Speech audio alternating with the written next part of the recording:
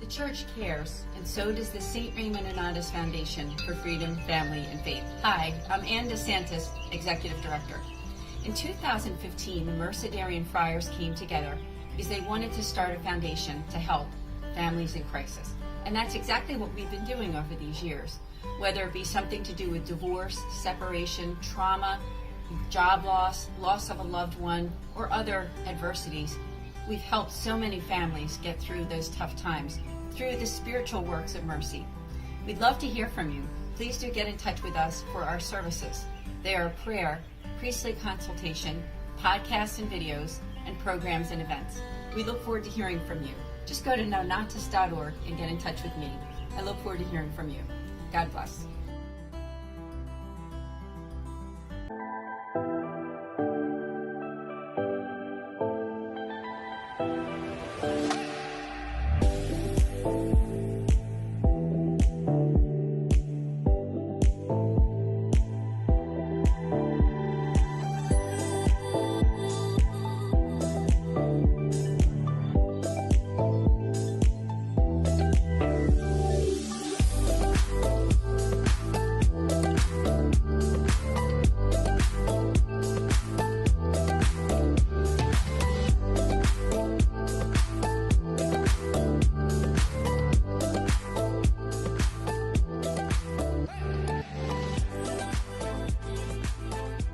Fiat Ministry Network and Patchwork Heart Ministry present Journeys in Faith. Now, here's Anne DeSantis.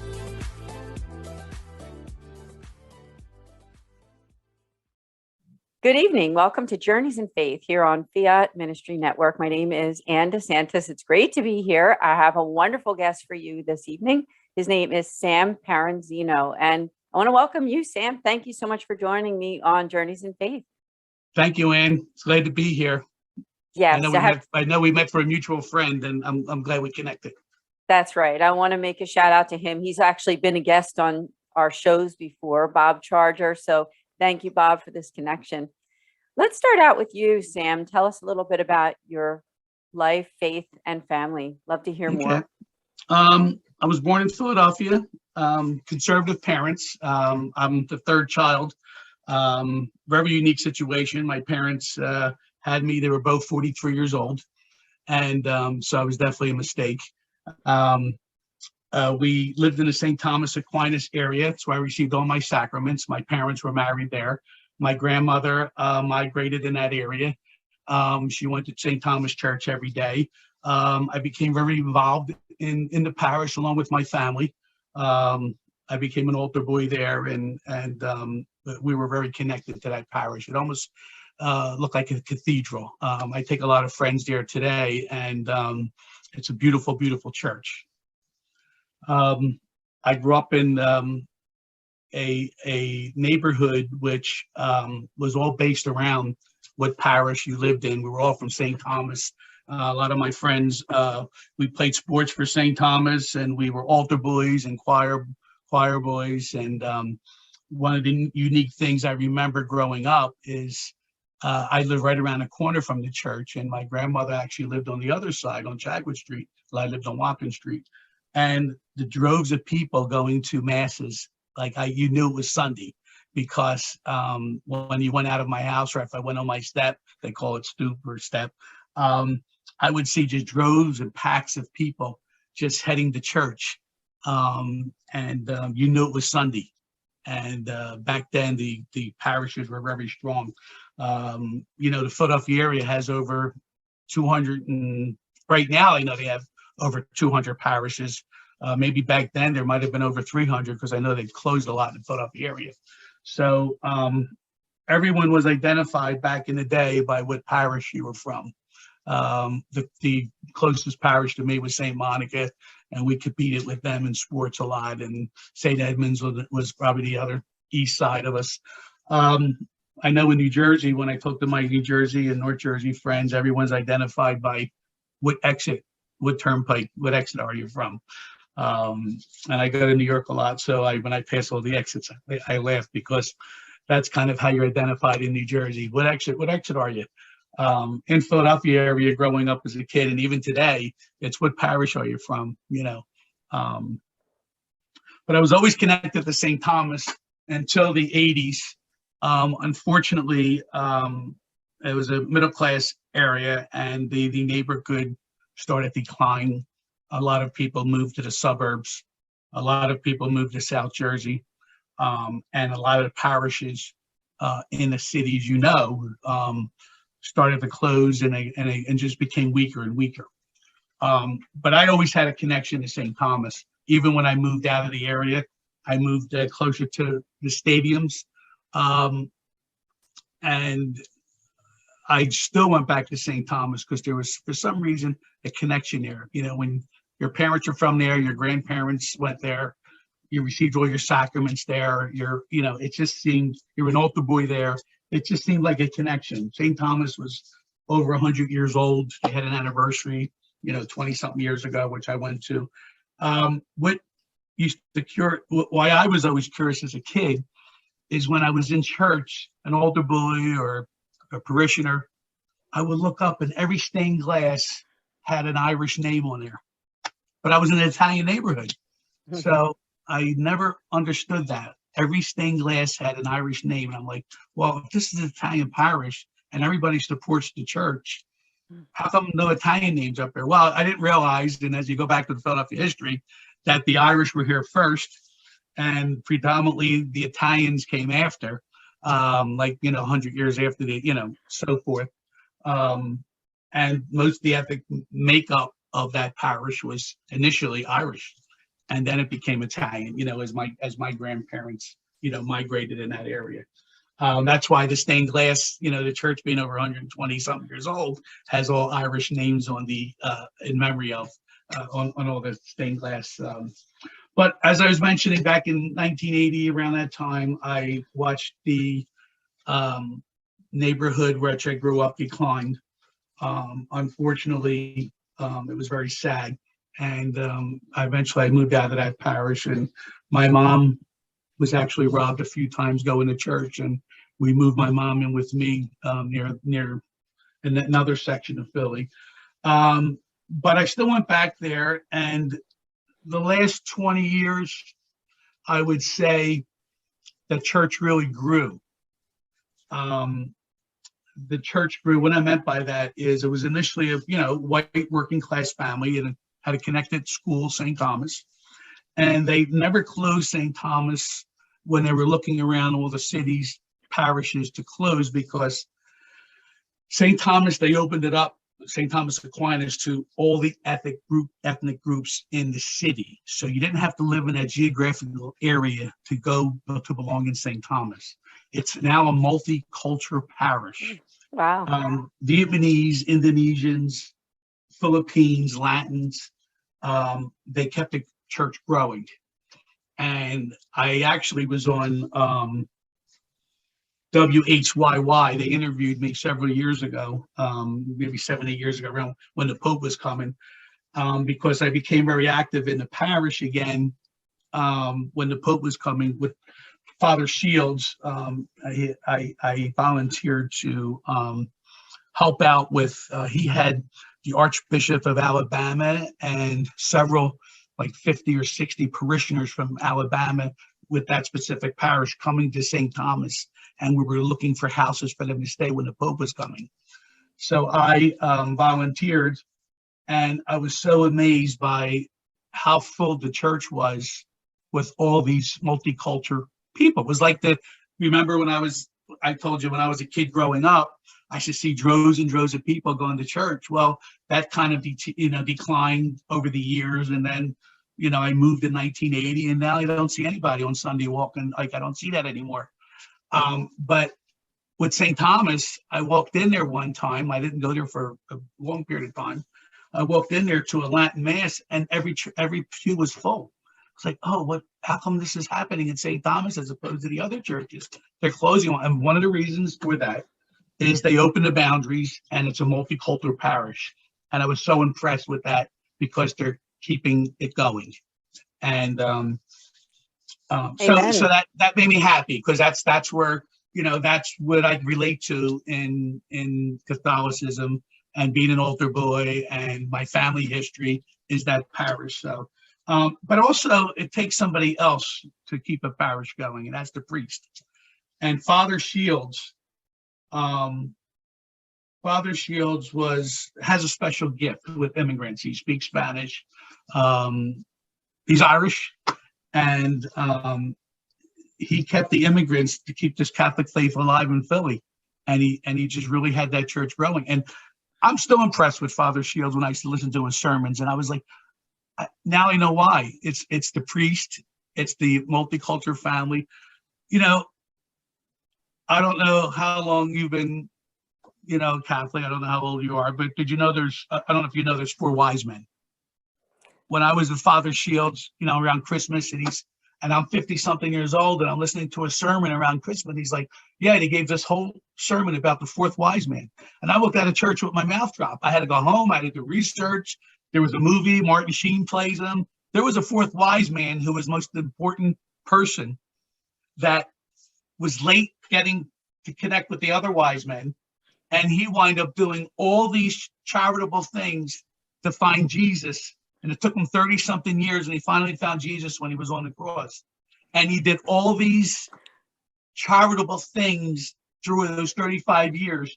He was an astronomer. And back then there was always conflict between theologians and astronomers. And his father was a king, and his father let him go. And he said, I'm going to let one of my servants come with you. And if my father comes back safe, you'll be free. Well, 35 years it took him. He still didn't find Jesus. And he finally found him. But doing that whole story, I'm going to tell you the punchline is he did God's works the whole 30 something years. So that was like an excellent. So Father Shields Monsignor Shields rather is a special man for that parish.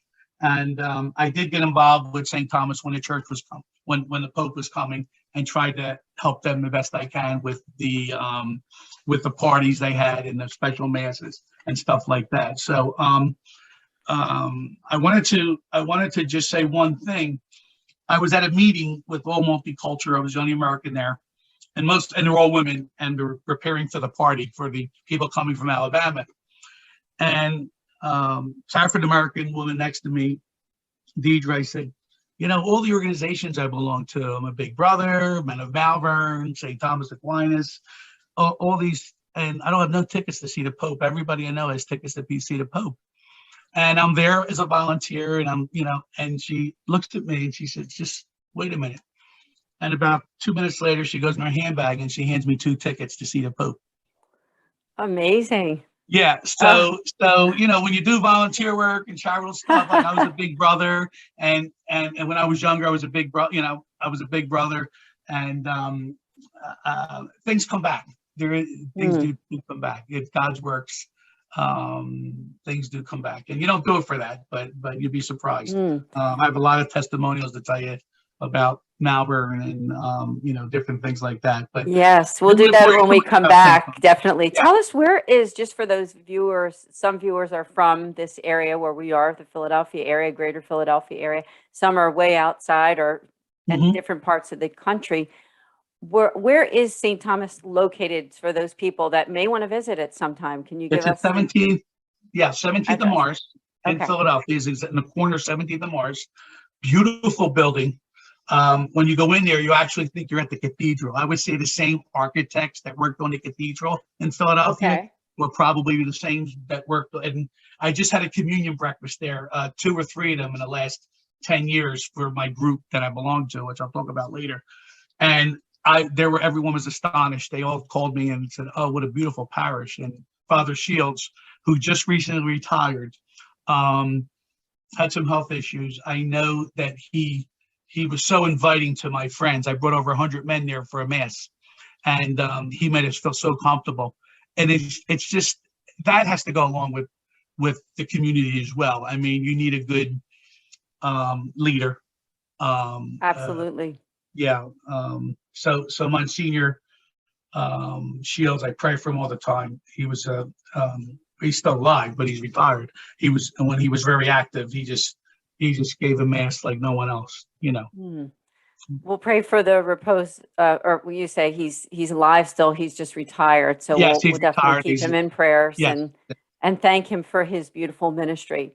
Now, we do Yep. have to take a short break.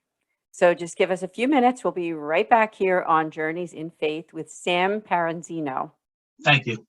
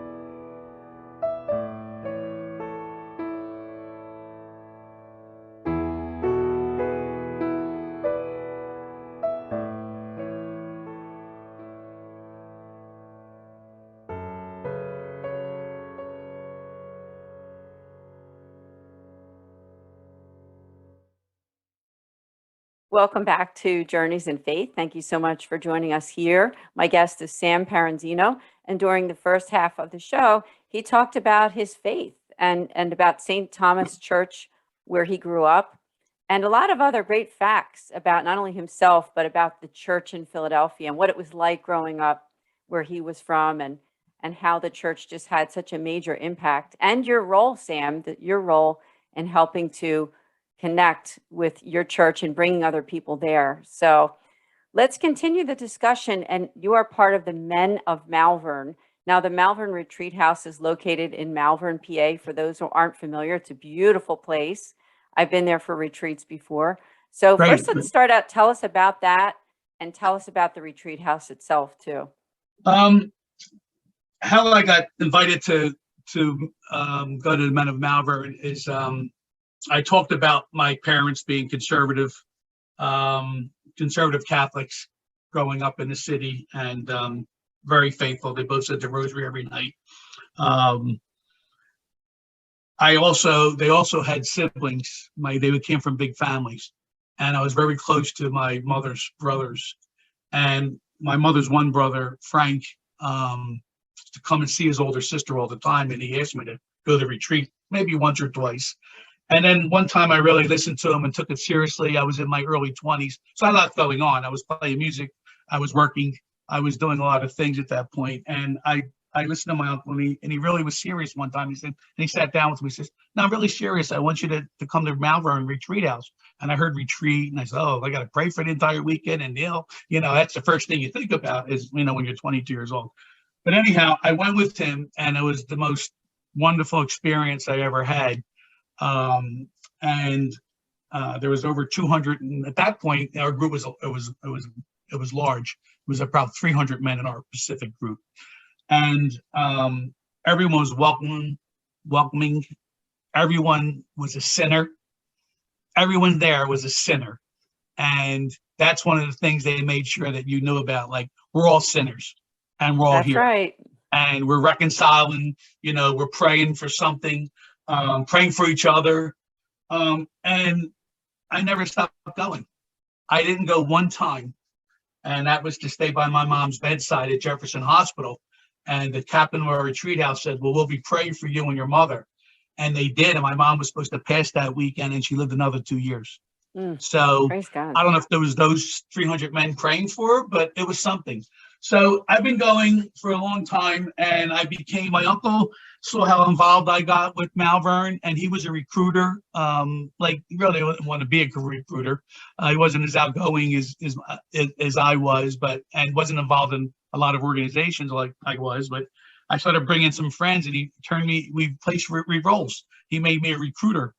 And I became an associate captain in a matter of a few years. And I've been associate captain over 35 years in a group. I've also served on the retreat committee. The retreat committee is a group of men who report at Malvern, and we report to the board of things that happen during our retreat. Our specific group is called the Trinopolian Group. The Trinopolian Group was formed over 75 years ago. It was 12 men who went to retreat, and they didn't know what to name their group. And as they were deciding, each weekend's a different group. Our weekend usually goes to St. Joseph weekend, third weekend of March. So this particular group 75 years ago didn't know what to name their group. And unfortunately, they chose that name, which is very hard to say, very hard to spell. It's a Latin word, and what it means is upper room. So there was 12 men sitting, deciding what name they should name their group. And a priest said to them, "You're 12 men, 12 apostles. The upper room is where Jesus had the Last Supper. Why don't you have the Latin word for that is trinoplium." So that's the name of our group. So that's been our name. Trinoplium. Yeah, every trinoplium. I always say it wrong. I always get crucified for that. But I've been going there since I was 23. I've been going there for 40 years. I received the Sullivan Award about 5 years ago, the John Sullivan Award, and that's for bringing so many men out. I've asked over 350 men to go to Malvern. I've only taken over 100 men out there. So I'm still working on them 200 plus men to see if they'll come out. And you'll be surprised. One testimonial is I asked a neighbor for 13 years to come to retreat. Every year I used to go, where are you going this weekend? I'm going to retreat. You want to come? No. You want to come? No. Well, this one year, he said yes. And he came to retreat. And the priest he talked to at retreat, sometimes you could have a one-on-one. That's a la carte at retreat. So you only have one obligation the entire weekend, which is adoration. And that's the only obligation you have. So that 20 minutes, you have to be somewhere at that entire weekend. The rest of the weekend is a la carte. They have all types of seminars. They have Stations of the Cross. They have the Rosary. They have masses. You could do whatever you want that weekend. And it's your weekend, but you only have to do adoration. Anyhow, this gentleman who was a neighbor thanked me 100 times, followed the priest in Cherry Hill that he spoke to and went to his mass the next Sunday, and couldn't wait to go the following year.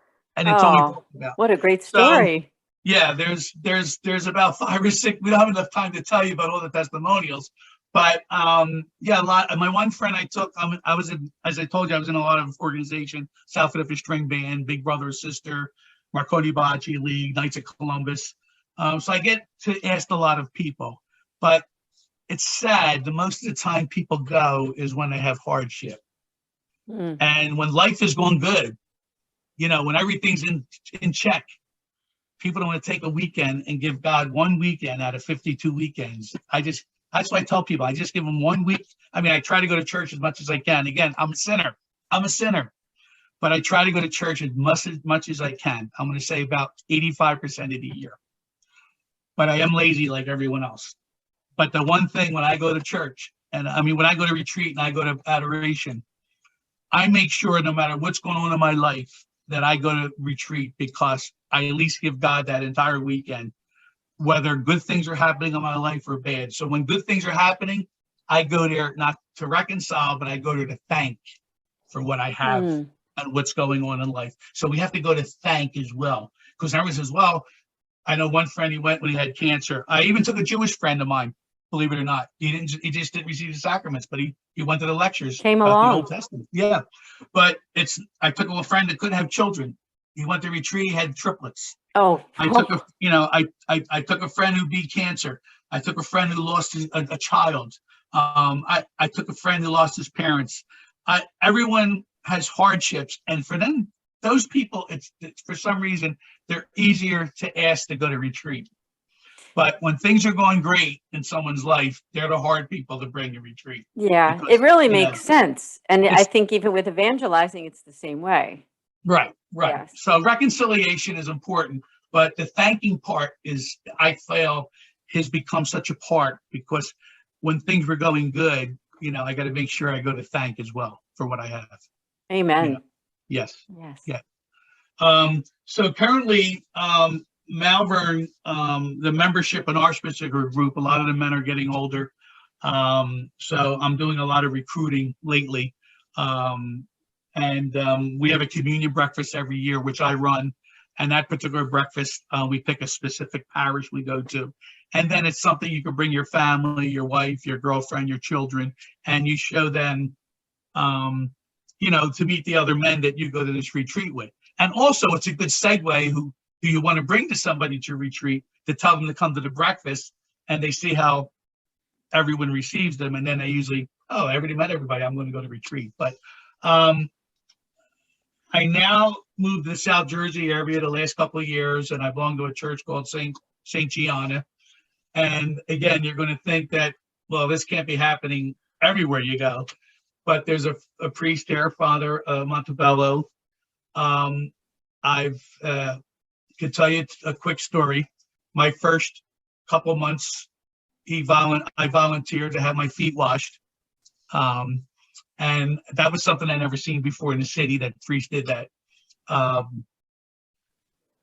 cleansing of the feet, like Holy Thursday, right? yes, like Jesus did to the apostles, and I thought that was great. And it decorates the church unbelievably. And Stations of the Cross he actually has a life-size Jesus in a glass case, which he goes around the neighborhood. During the pandemic, this priest went in a helicopter and blessed the neighborhood.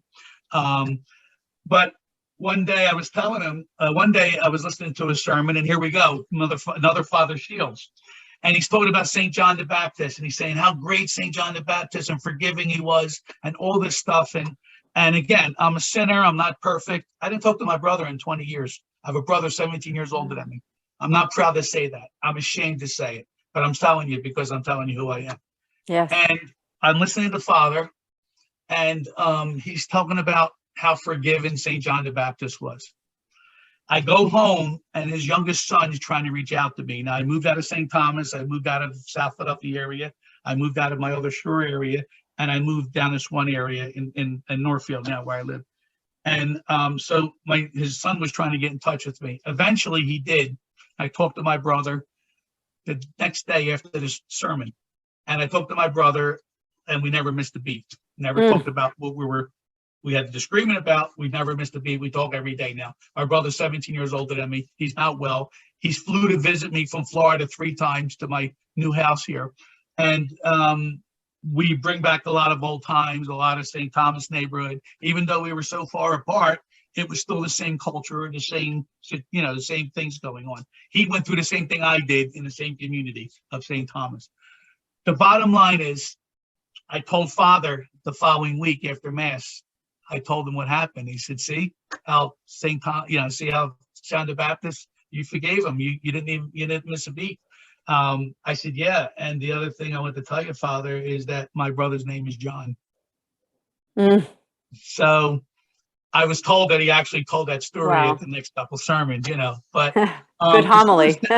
As far as testimonials, as far as Malvern is concerned, we could be here all day. So many good things have come out of that place. That is a special place.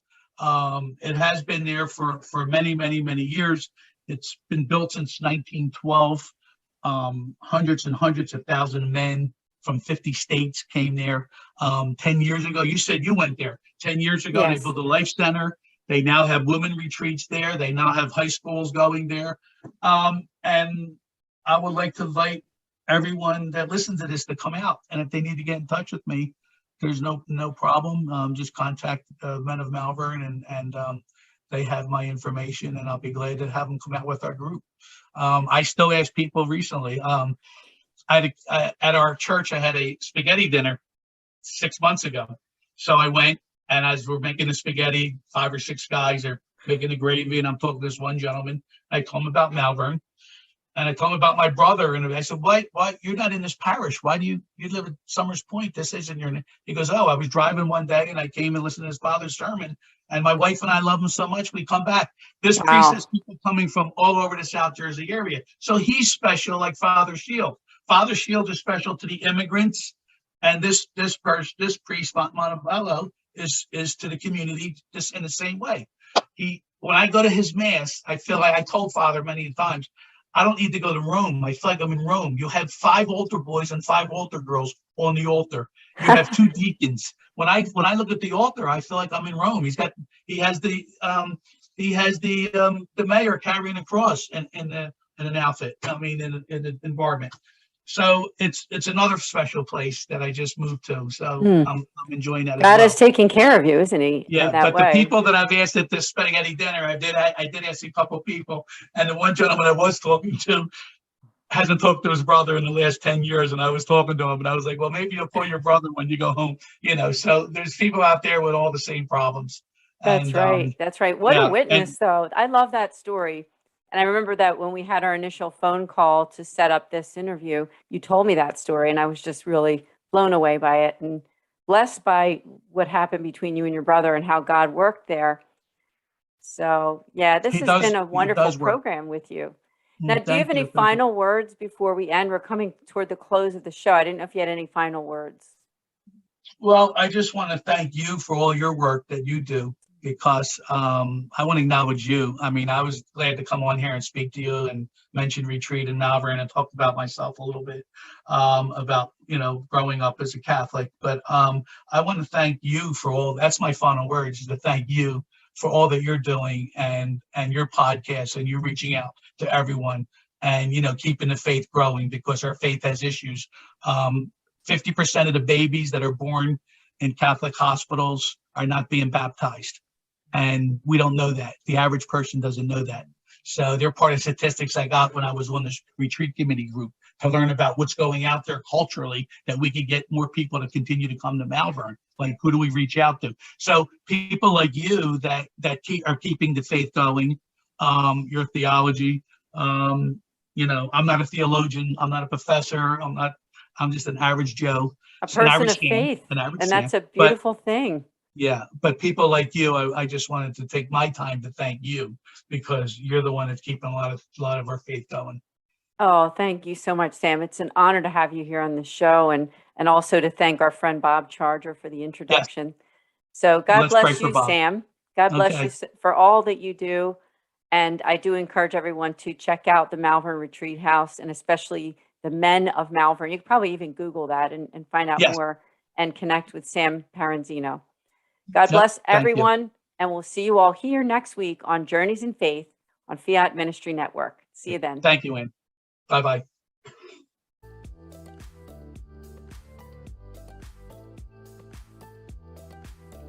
Journeys of Faith is a production of Fiat Ministry Network and Patchwork Heart Ministry. For more information about Journeys of Faith, email info@fiatministrynetwork.tv. And be sure to friend, follow, and like us on social media. Just search Journeys in Faith with Anne DeSantis.